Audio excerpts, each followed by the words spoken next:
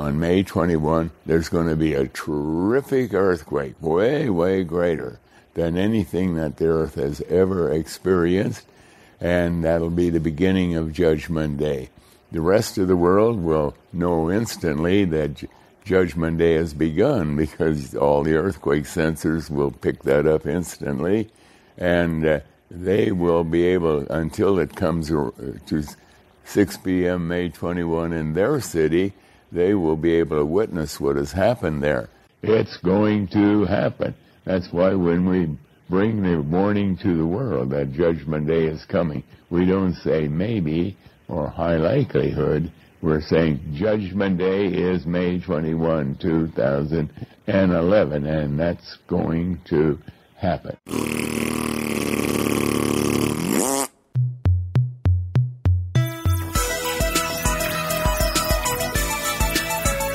Welcome to the Skeptic Zone, the podcast from Australia for science and reason.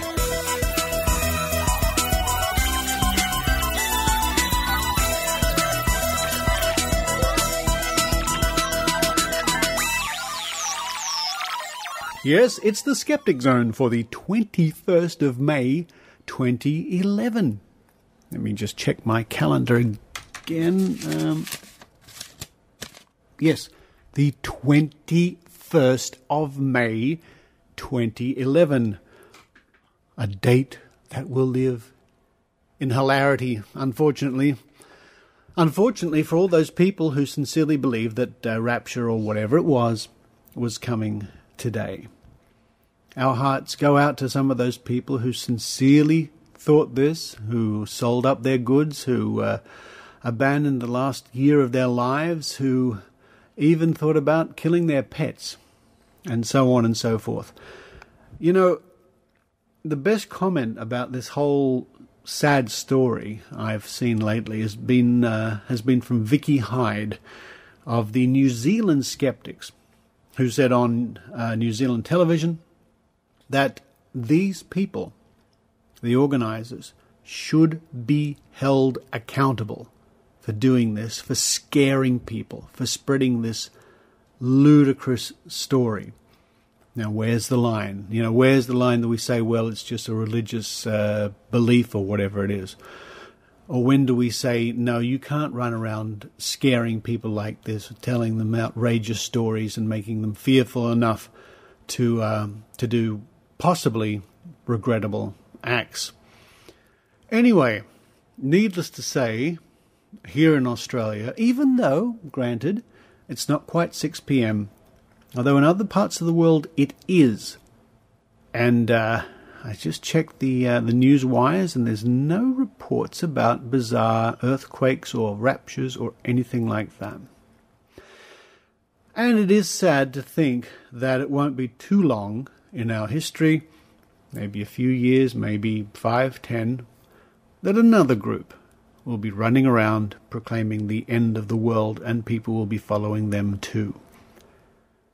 Maybe, slowly, bit by bit, we can weed out this cancerous growth in our society and spare people, good people, the pain and suffering and utter despair and worry that they must be going through right now.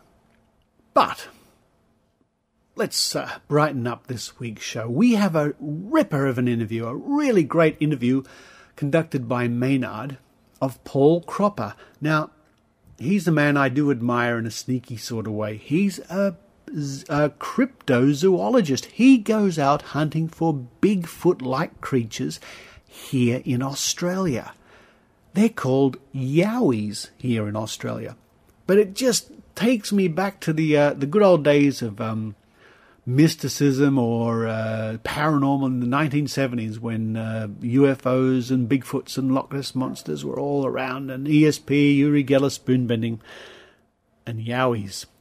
A wonderfully interesting interview, and as with a couple of months ago when we had an astrologer on, I invite you to leave your comments about this man's arguments on our comment section. If you go to skepticzone.tv and click the comments for this episode, we'd appreciate your thoughts and opinions on his arguments, the way he presents his arguments in his possible logical fallacies. Or not. That would be very interesting. I mean, I could sit here and, well, pick apart what he says or not, I'd rather read what do you have to say. Very interesting.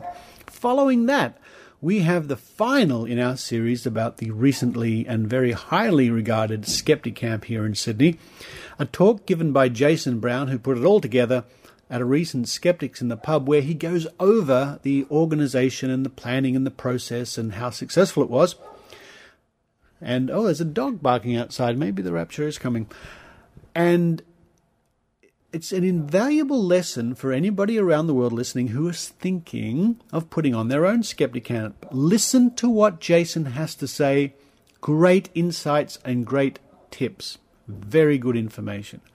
And to wrap up the show, a minuscule think tank, Dr. H and I having a quick bite of lunch and discussing a few things like the impending doom of the Earth. Well, just in case, I'm going to nip down and have one last coffee before it all comes to grief, and I'll let you try and enjoy at least a part of the Skeptic Zone.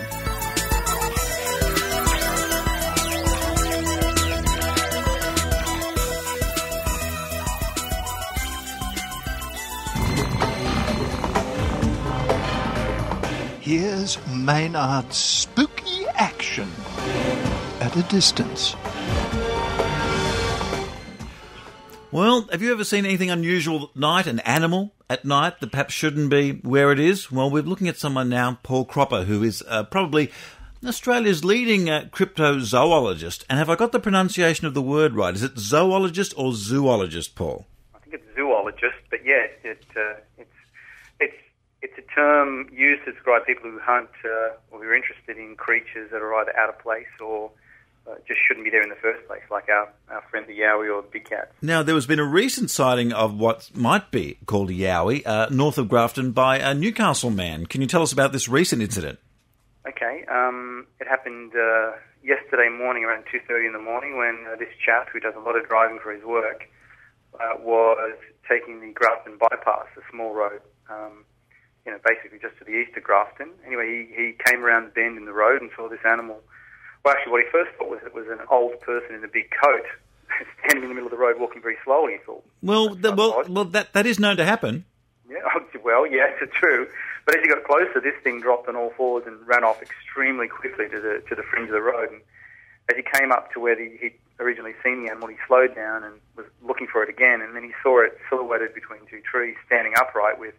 And he said this thing was, he's big, he's 6.5 feet at least, and this thing was massively wider and bigger built than him. So, and it had about a foot of hair hanging down from underneath its arm. So unless we're talking about one extremely hairy elderly person, I suspect it was more likely to be Yowie than an old-timer taking a stroll across the road at 2 o'clock in the morning. Now, of course, at 2 o'clock in the morning, people might not always be at their sharpest, but then again, it sounds like he did get a fairly lengthy observation of this creature. Well, look, I talked to him for about 3/4 of an hour, and he said that his job involved a lot of nighttime driving, and one of the main things he stressed to me was, look, I have to manage my fatigue, and I manage when I drive, otherwise I'm going to end up a statistic. So he said, look, it was 2:30 in the morning, but I was switched on, focused, and he said, I'm not a person that imagines things, and I saw this thing close, and in fact, he had it in view for about 20 seconds. So he was really, he was astounded at what he was looking at, and he said, this was not a person, this was a creature. Now, Paul, as well as writing books on the Yowie phenomenon, you've also written Out of the Shadows, I believe. That was a book on basically a great range of Australian animals. Yeah, that's correct. I mean, in Australia, we've got a good solid tradition of a whole range of mystery monsters. We've got the bunyip, our river and lake, mystery animals. We've got the big cats that you mentioned before, animals like pumas or panthers that are seen roaming around the bush and crossing roads. And, of course, my favourite has to be the yowie, which is pretty much our version of Bigfoot or the Yeti of the Himalayas. And what is the best evidence we've got for this? We do have a lot of people that have seen something that could be described as a yowie, but have we got any what sort of physical evidence have we got that we can test? Absolutely nothing. Well, we haven't even got any scat. I mean, at least with Bigfoot, they claim to have some scat droppings. That's true, and they also claim they've got good footprints. No, look, you know, there's no question that it's extremely odd, and an argument almost for these stories to be some kind of folklore or fantasy, the fact that there aren't any bodies or there's no hard evidence. But look, what we do have is, and perhaps the single point of strong evidence is the fact that these stories, they're not just a recent invention post Bigfoot documentaries from the States. We've actually got, as we put in our book on the Yowie, we've probably got a couple of hundred reports. We had 350 alone in the book, stretching from Aboriginal traditions through early settlement, early encounters by Europeans, right up to the present day. So there's this solid, consistent thread of encounters, all of which, both in the Aboriginal legends and the European legends, seem to be describing exactly the same thing. Now, people aren't out there on the road seeing giant globs of jello running around.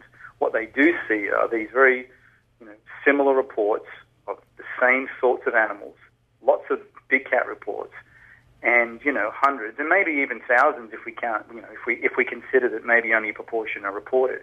But, people are seeing and have been seeing for hundreds of years the same thing, these tall, hair-covered animals that look like a gorilla on two legs. So, there's no bodies, and that's really strange. But, I don't believe that you can account for all of these reports by saying people are mistaken or lying or they're hoaxes. I just don't believe that's the case.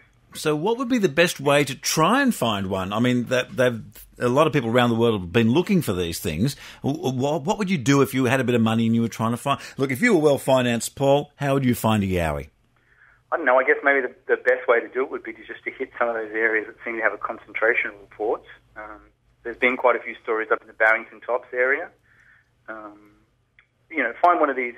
Find an area where, well, this is if you take the position of seeing some undiscovered animal. Well, I'd say just get the money, hit an area hard, and, put a team of people out in the bush. And, I mean, if it's an animal, and if it's as big and as substantial as people are saying, 6.5 feet, then it's going to leave tracks. If it leaves tracks, you can get dogs, or you can get people that are trained in this sort of stuff to actually follow it up. But, what happens generally is that people who run across this thing aren't really expecting it or looking for it. They're driving or they're just walking in the bush. And, these things, whatever they are, seem to act like animals, just like to avoid contact with people. They move around at night, they're in remote parts of the bush. But, I'd say probably the best way to try and tackle it, assuming that it's some undiscovered animal, is to get a team into a place where there's been a lot of reports. And there's a few areas that are hotspots. And what is the reaction of the scientific community to you? Do they even want to broach the subject with you? Look, it's funny, over the past couple of decades that I've been interested in the subject, just occasionally you do get the odd interested scientist who probably looks at it more from the point of view that, these are interesting. It's either interesting folklore or perhaps, just perhaps, at one time, maybe there was some species of early man here before the Aboriginal settlement. And perhaps these legends of the Aboriginals are somehow connected to that. But most of them, actually not most of them, pretty much all of them consider the modern reports just to be fantasy. And what's the most active area in Australia for sightings of not only the Yowie, but animals that would be considered cryptozoology? Look, you'd probably have to be the Blue Mountains in New South Wales, I'd say. Only an hour's trip from Sydney, you get big cat reports, you get a couple of dozen of Yowie reports stretching back to the late 1800s. So there's real consistent tradition. Also, the Gold Coast is a bit of a hotspot as well. And the area particularly around, just the back of the Gold Coast in the hinterland. Now, what about the Hunter Valley? What about around Newcastle and the Upper Hunter? We got many Yowie sightings up there? Because it's a bit of an anomaly. I hear the occasional big cat that might turn up out of place, but I haven't heard many Yowie stuff. Well, look, I think definitely there's a tradition, but the thing with Yowie stories is they're so inherently wacky that people who see these things are pretty much predisposed not to tell anyone anyway.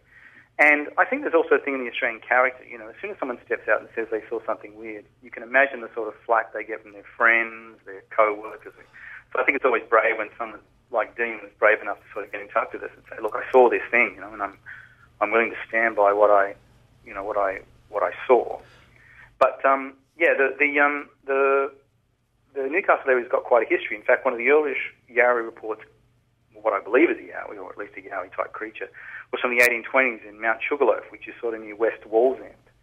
And Captain Peter Collins, who was an author who wrote a book in 1827, actually talked about a legend of a creature called the Putacan, which was a local people talked about Putacan, which was a tall, hair-covered creature, they just said it roamed the bush at night, and actually took away young Aboriginal children, stole them from firesides. So it was described as being tall and hair-covered and like a man, sort of pretty much like our present-day Yowie. Have we got anything that approaches a photo of one? No. I mean, and that doesn't surprise me too much. Yeah, only in the sense that when people, like, let's say Dean, he's driving at 2:30 in the morning, you don't really have a camera to hand. Most of these encounters aren't necessarily hours long. They might only be a few seconds. Dean said he had it in view for about 20 seconds, so that's not too surprising. On the other hand, people who bushwalk and stuff quite often do have digital cameras to hand. So, yeah, it's odd. There's a few photos of what people claim to be Yowies. None of them are particularly convincing or, crystal clear. None of them look like, the photographs we've seen of chimps or gorillas. So nothing conclusive yet. Now, your website, yowiefile.com, has lots of reports on it, lots of drawings that people have made. What do you think is the best sighting that's been made in Australian history of an alleged Yowie?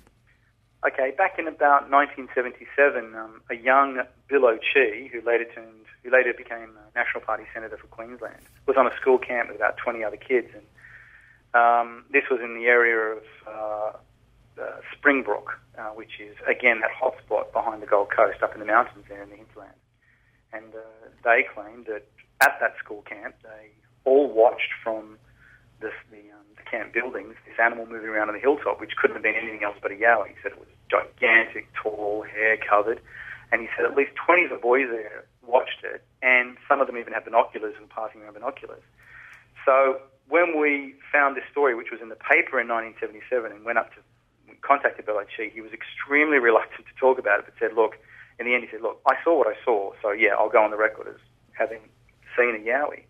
Now, we also concerned with other kids that were at the camp at the time who were obviously now adults, and they said, yeah, we saw this thing, and it wasn't a guy in a suit, it was something real. So the fact that, Bill was willing to pretty much risk his political reputation, and you can imagine the sort of comments and flack he would have got from his political opponents coming out and saying you saw such a thing. I thought, well, would you really go would you go on the record if you were hoaxing or if you were unsure of what you'd seen? So, the fact that there were so many people there, such good witnesses, corroboration, I think that's probably the best Yowie report that we have, and that was in 1977.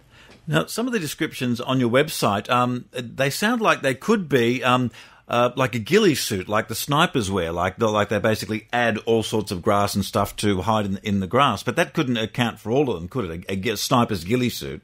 It's true. It's interesting. A lot of the reports say, the hair was completely matted, wild, and a little bit like a ghillie suit. But some of the reports that describe this sort of wild, hairy, appearance, again, go back to the 1800s. There weren't ghillie suits around then. The other thing, too, is a lot of the reports happen in the most completely remote and out-of-the-way places. So unless you're thinking that there's this whole raft of hoaxers dressing up in ghillie suits and going out to the absolute back of nowhere, waiting to jump out in the middle of the night in front of people. Now, that's not impossible, but, quite a few of the people that have made reports, too, have been hunters with rifles. So I'd say if people were doing that reasonably often, then, I think we'd have a few fatalities on our hands, and that just hasn't been the case. And Paul Cropper, what has drawn you to this cryptozoology research? Why and why the Yowie? You seem like you're really intense with your research there. Why this particular subject? Well, I just think it's a fascinating, at the very least, it's an absolutely kind of fascinating part of our Australian folklore, and one of the few pieces of our folklore that's shared between Aboriginal culture and European culture. The bunyip sort of crossed that divide, and so does the Yowie, because they're pretty much, I've talked to Aboriginal people who say, oh yeah, we call it hairy man. White people call it the Yowie. And this strong tradition, this kind of link makes me think, it's not imagination. It's not, there's a real puzzle here, and it's a puzzle that stretches over the centuries, it's not unique to Australia, but we seem to have our own sort of particular unique flavour to it. But yeah, I just think it's a fascinating mystery, and whilst most skeptics are willing to write it off completely as folklore or mistakes, hoaxes, or just folklore, when you're talking to a group of people who are just really emotional about what they've seen at close range in daylight, multiple witness sightings, you think, no, it's something more than that. Now, what it is, I'm not really sure, but I found that sort of journey and collecting the material and speaking to people, the more that I collect, the more that I believe, look, there's a genuine mystery here, and it's worth trying to get to the bottom of. And worldwide, what do you think is the most fascinating cryptozoological animal? Is there one elsewhere in the world that fascinates you as much? I must admit, I've got a soft spot for the Loch Ness Monster, only because I've been to Loch Ness about 3 or 4 times, and whilst, there may not be a monster in Loch Ness, but by goodness there should be. It's a spooky spot, but that's probably my personal favourite. Yeah, I've been there twice myself, and there's just something about even the water there is a bit creepy. Yeah, that's what I've always thought there may not be a monster in Loch Ness, but there should be. And what about aquatic crypto? Is it cryptozoology if it's an aquatic animal? Is there a different term for that? Yeah, well, in Australia, of course, our river and lake monsters, we use the kind of generic term bunyip. And it's interesting that, we don't get many bunyip reports anymore. In fact, we haven't from the point in the middle of last century when we started putting major waterworks and major dams in place across the rivers. In our book, Out of the Shadows, we talked about the bunyip stories. And our thinking was that the large majority of the reports were seals that could actually make their way into fresh water.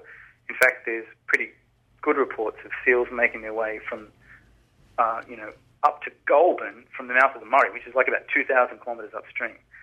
And, our view was, since so many of the descriptions talk about a seal-like animal, it's quite possible that people were, just seeing these big animals in waterways and billabongs and just thought it was something odd. I mean, there's a small percentage chance that there was actually an undiscovered animal that possibly became extinct after we changed the way the rivers, flowed so significantly with these dams and weirs and so forth. But it does seem like, in a way, the Yowie's become the bunyip. The bunyip was all over newspapers and journals. It was incredibly highly visible, mysterious monster of late 1800s, early 1900s.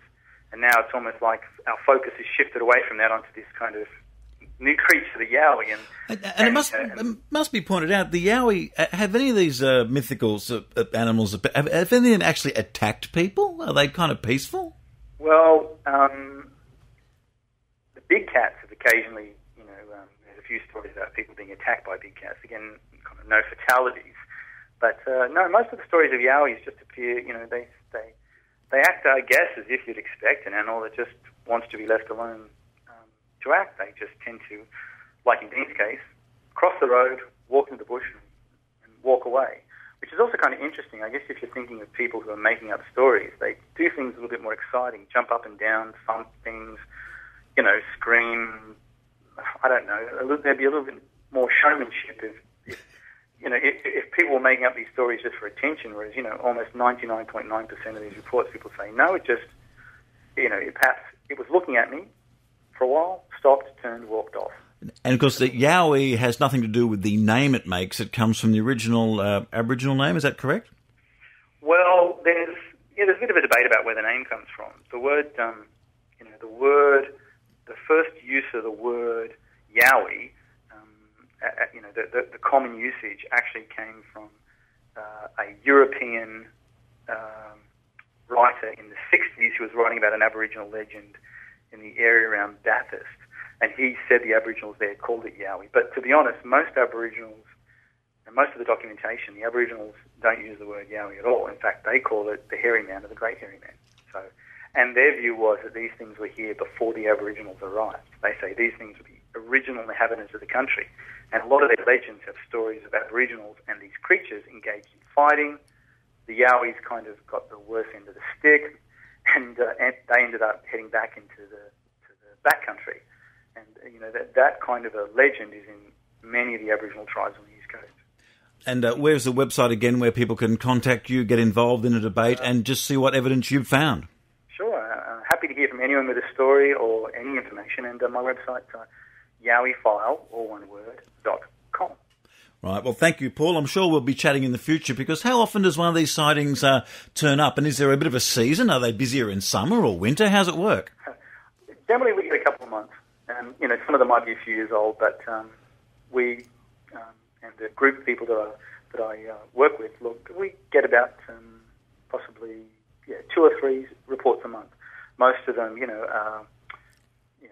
treat them very confidentially, but we get about a steady 2 or 3. And it doesn't seem to be that any season of the year is better than any other. So I think these things are whatever experiences that people are happening, they tend to happen year round. Yet another reason to keep your eyes on the road late at night. Exactly.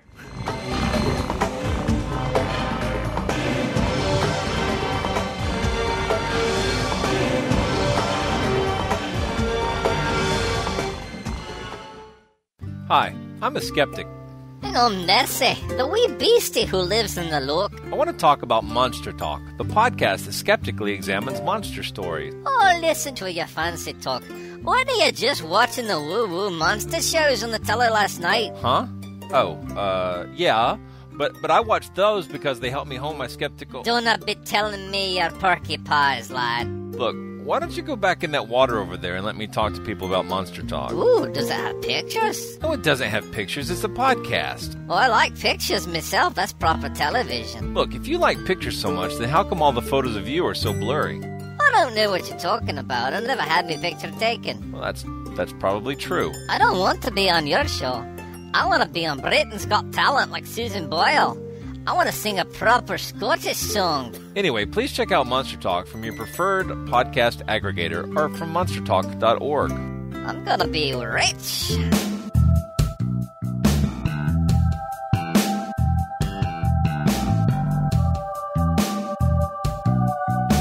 Hello. Am I loud enough? What I wanted to do, or what I was asked to do, is come and give a bit of a talk on what Skepticamp is. So what I'm doing is I'm adapting a talk I gave at Skepticamp called Skepticamp in Theory and Practice, which is the who, what, why, and how of Skepticamp. I kind of break it up this way. It's not really a logical way of breaking it up, but still, I do a little bit of the history and the personalities, what Skepticamp actually is, why we do it, and then how we do it. So let's get straight into it, shall I? A little history first. Skepticamp is based on the Barcamp Unconference model, which some of you have been to. First of all, who went to Skepticamp? You all know about it. I'm going home. I didn't hear you talk though.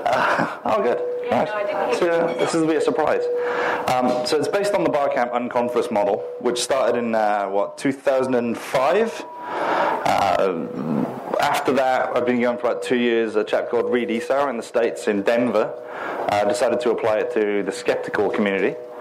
That was quite successful, and in 2008 he wrote an article in the Skeptic magazine, which was called, I'll just check, called Raising Our Game in October 2008. And that really launched Skepticamp properly in the US. Now it's a very popular format for conferences, and I think there have been about 40 since 2008. In 2009, at the Australian Skeptics Conference in Brisbane, Skepticon, Martin Bridgestock did a talk on it, and that was really the first time I got exposed to the idea. I wasn't even there. Dave the Happy Singer brought the idea back to me. And a few of us talked about getting a Skepticamp going in Australia, and not really a lot happened until TAM. I know a lot of you were at TAM. How many of you were in the room? Let's see, you all know the story again. So I got some money thrown at me when I promised to do a Skepticamp. So I did. I did one. And a lot of you were there. It was great. So what is it?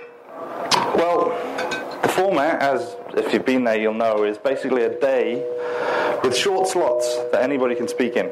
So it's a day-long unconference with short slots for speakers. The times vary, but we did 20-minute slots on Saturday. That seemed quite good. So you get sort of 10 minutes for a talk, 5 to 10 minutes for questions, question and answers, and the idea is that really the attendees are the speakers. We don't pay anyone to come and talk. We don't invite anyone to come and talk. We don't even pre-assign slots to people. It's all done on the day. It's a very open and sort of a grassrootsy model, if you like. And I guess that's kind of how I tend to work with skepticism these days anyway. I tend to try and enable people to get more done rather than, like a Randy or a whatever, where I actually pontificate from my high platform. I get everybody else to do it. It's cheaper. Just because it's a sort of an anarchic format doesn't mean there aren't any rules. There are 8 rules to Bar Camp and 1 additional one for Skepticamp. The first 2 rules are you do talk about Bar Camp and you do blog about Bar Camp, and these also apply to Skepticamp. So any of you who've got a blog, I expect you to write about Skepticamp now that I've given you this talk, okay? The third one is if you want to present, you present. And you write your name in the presentation slot on the day and off you go. Fourth rule is minimal introductions, minimum time between speakers, because it's all about the speakers. We might have broken that slightly on Saturday. The fifth rule, fit as many presentations in as we can. We tried to do that. I think we got 30 slots all up. 30 speakers, a lot of whom were speaking for the first time. So that was phenomenal. We don't pre-schedule anything. That's rule 6. Presentations go on as long as they possibly can. The 8th rule is if it's your first time, you have to present. Now, it was everybody's first time on Saturday. We got about 100 people in to fit into 30 slots. So we broke that rule as well. But the last rule is, as with all skeptical things, you have to be able to back up your assertions with sources when asked. And quite a few people did kind of do that on Saturday. It was fun to see. As to why do we do it? Well, I've kind of touched on that already. It's kind of enabling the grassroots, if you like. How many of you are familiar with the long tail diagram, the graph that does this? Oh, brilliant, okay.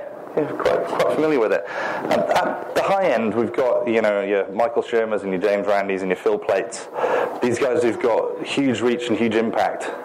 And down at this end, we go through bloggers and Twitterers and right the way down to brand new skeptics who've not necessarily done anything before, not even attended a conference.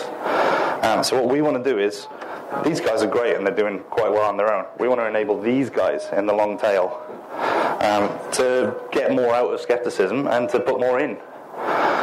So that's basically what that's all about. By the way, feel free to ask questions as we go along, because that's what it's about. So how do we do it? Well, we turn up. The first thing is attend Skepticamps and talk about Skepticamps. And spread the word. In terms of organisation, all of you can get involved if you want in organising a Skepticamp. The next one, I think, will be in Melbourne in September. They're hoping for early September. We might even be able to squeeze a Canberra in before that. And any of you that want to get involved and help out with those, feel free.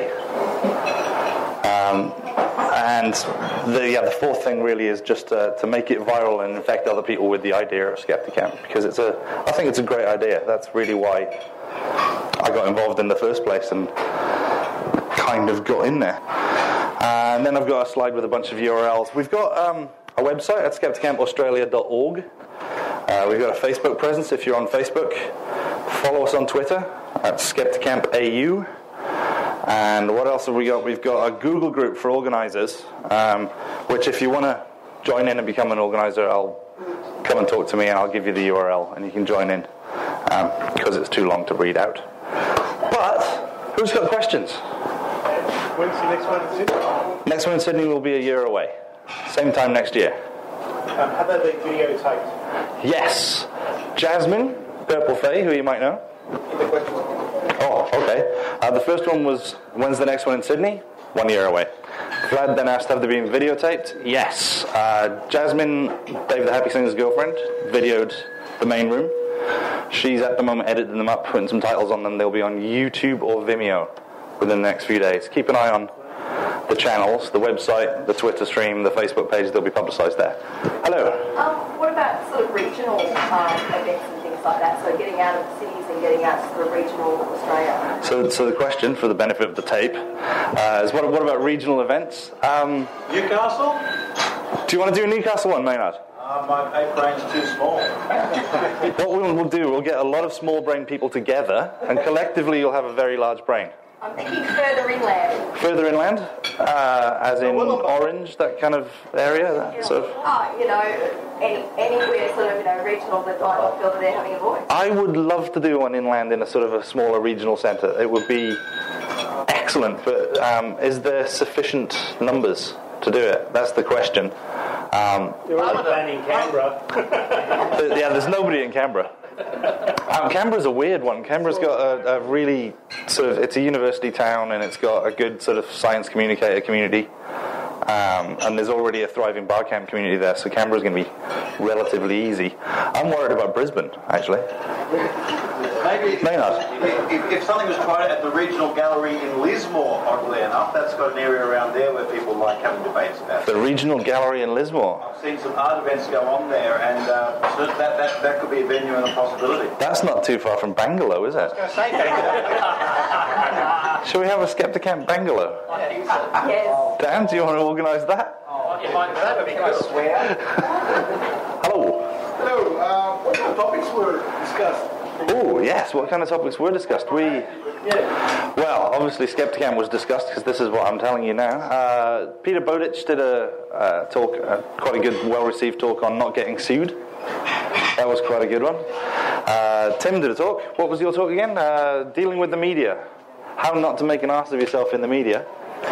That was very interesting. We had a pilot who survived an engine failure talking about fear of flying. That was pretty good.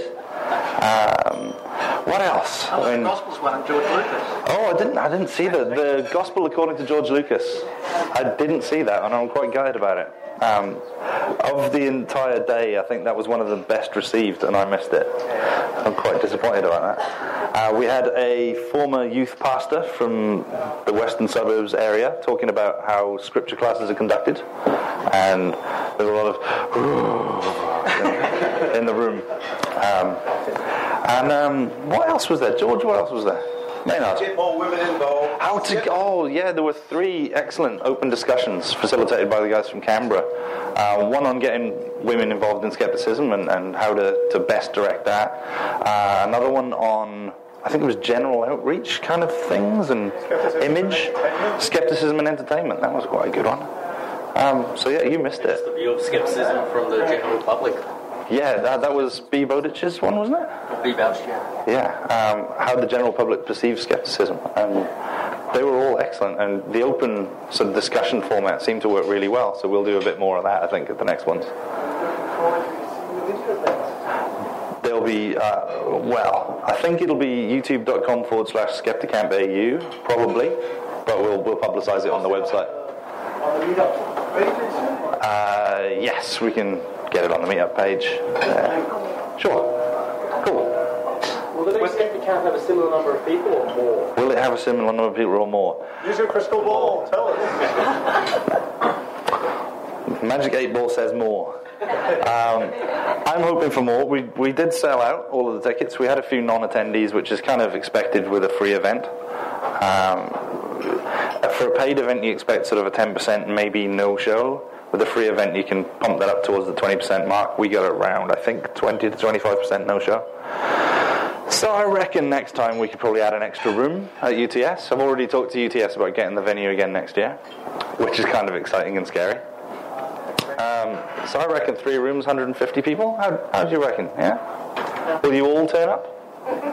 Yep. It's free. We provided lunch and we provided some drinks afterwards.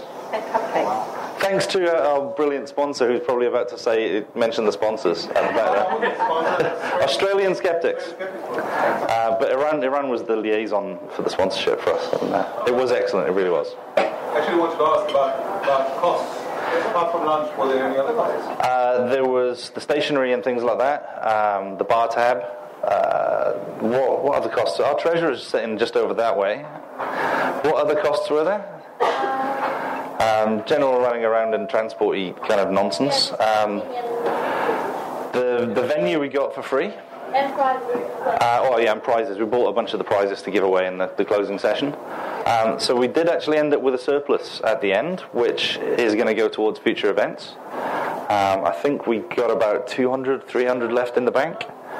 And as part of the event, we managed to do an auction with a picture of James Randi that raised, it could have been Santa Claus. Was it Santa Claus or James Randi or Charles Darwin? That raised $200 towards Melbourne. So Melbourne was fixed, and that's going to happen in September, hopefully. What were the downsides? Downsides, right. There were a few things that we did do wrong.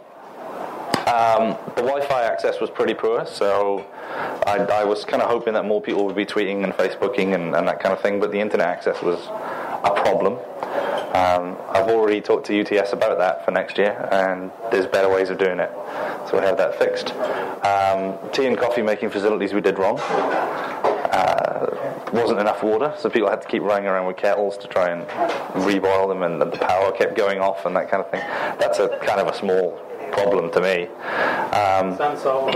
What else did we do wrong? Lack of signage? Lack of signage? Yeah, we kind of had to keep tweaking the signage through the day because people at first didn't know where to go or what to do. Pardon? Yeah, that was what we had to kind of overcome at the start. The security at UTS wouldn't let us put signs up, so a few people got lost. You had guides. You had people showing you where to go. Yeah, it was quite good. We had quite a lot of volunteers, so there were enough hands to get stuff done. So next year we'll need half as many volunteers again on top, I guess. Some of you will be doing it, I hope. 31 interviews for the Skeptic Zone, and they'll emerge one way or another over. And Maynard missed the band, and the band was awesome, apparently. No more questions? More questions. I like questions. This is what Skepticamp's about. More questions. What's your favourite colour? Blue. I'll do it again, and I'll say thank you to all the sponsors. Australian Skeptics were our major sponsor. They gave us quite a decent amount of money. Skepticator.com, which I run, chucked in a couple $100. DaveTheHappySinger.com, chucked in a couple $100. A company called Knee Dip in Design out in the western suburbs who do avatars and things like that for social media sites. So they put in a few hundred. Token Skeptic Podcast. And who have I missed? Western Sydney Freethinkers. They were all... UTS Atheist helped out with the venue.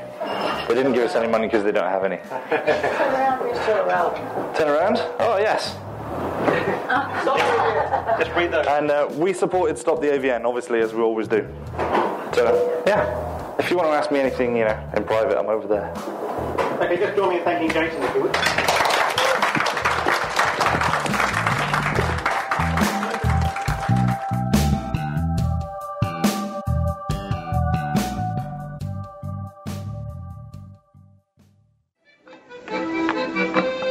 Hallo aan alle Nederlandse luisteraars. Op dit moment bent u aan het luisteren naar de Skeptic Zone. Voor wetenschap en kritisch nadenken.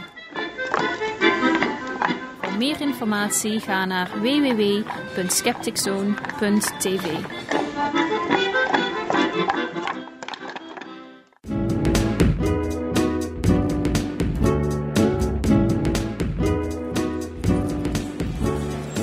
Well, I'm sitting here in Newtown in my favourite cafe, which is the 2042 Cafe and Deli. And, of course, I'm with Dr. Rachie, catching up with Dr. Rachie, having a quick lunch and just deciding what our next steps will be. But, Dr. Rachie, it's a bit sad because no matter what we plan, it's all in vain, isn't it? Oh. Yeah. Tomorrow's it. Well, I don't think tomorrow's it for us. I think Sunday's it for us because... tomorrow's the rapture, and then on Sunday there's a huge earthquake, and I think that's going to destroy the world. All right, so tomorrow all the people who believe in that will be sucked up to heaven. Yeah. We'll be left going, where are all these numpties gone? Yeah. And then we'll be in for it. That's what I've heard. But I've also been invited to some post-rapture looting parties tomorrow night. Have you? That sounds interesting. But I think... some genius has also set up a couple of businesses where you can, if you are a Christian going to heaven tomorrow, they'll take care of your pets post-rapture. Oh. Yeah, so there'll probably be a lot of hungry cats and dogs running around tomorrow night that maybe the atheists will have to feed. I think the worst thing about the fact that the world's ending is that we would meant to go to Mind Body Wallet on Sunday. Oh, no. And we won't be able to go now? Oh. But sadly, Mind Body Wallet did start yesterday, so they'll have 2 days or 3 days to spread their nonsense. Well, just in case, and I know it's an extreme possibility, but just in case the world doesn't end, I think we'll go anyway on Sunday. Richard, last time I went, I said I wasn't going again. And the last time before that, I think. Yeah, and I think if listeners recall the last report we did from Mind Body Wallet, you and I started off quite sort of sprightly and bubbly, and then by the end of it we were on a bus coming home and we just sounded like exhausted and pissed off and cranky and stabby. Yeah. So I expect that's what's going to happen again. I think so. On Sunday. I think so. It's going to be interesting. It always is interesting. But you know what? There's a lot there that is concerning. And And as much as it does suck from time to time, it's important that we do go. Yeah, I mean it is, and you don't want to be accused of being an armchair skeptic. No. So you do have to go to these things to do your research, and to ask questions in a nice way, and then report them to the health authorities if you so fancy. Yeah, absolutely. If you're inclined. Absolutely. Well, my line for many years is that the people at Mind Body Wallet, or a certain percentage of them, have been getting away with very bad things for far too long. They have. Yeah. Where's the tax department and the health department, They should be in there. They should be. But until then, we'll give it a go. Well, I've enjoyed a wonderful cauliflower soup. You're enjoying a wonderful tuna sandwich there. And yes, it's nice. I have enjoyed my time on this planet. Me too. It's been okay, yeah. Thanks for being my friend, Richard. Oh, that's all right, Rachie. Thank you for doing such hard work for the Skeptic Zone for the last 3 years. No, that's no problem. So I guess, That's sad, isn't it? I won't have any more Skeptic Zones to produce. Oh, maybe I will. Who knows? We'll find out. Thanks, Rachie. Bye.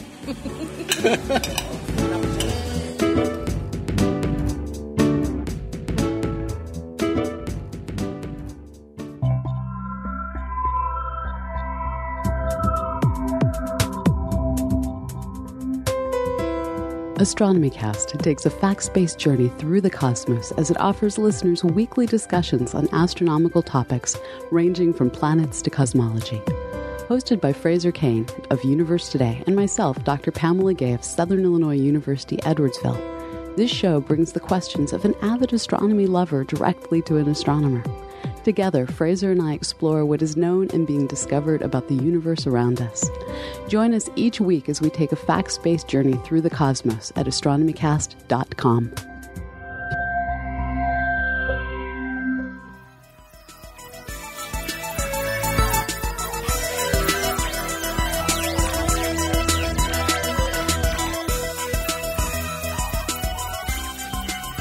Thank you for listening to the Skeptic Zone. If you've made it this far and you're still in one piece and the Earth hasn't fallen around about you, you're doing pretty well. I'm doing pretty well. I'm feeling okay. I'm optimistic about there being a tomorrow and the next day and the next day and the next week and the next year and the next, and on it goes.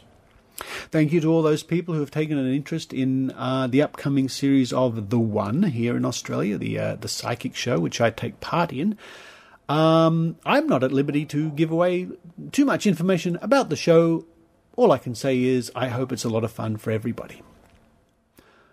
And on that note, thank you once again for listening. Thank you for contributing.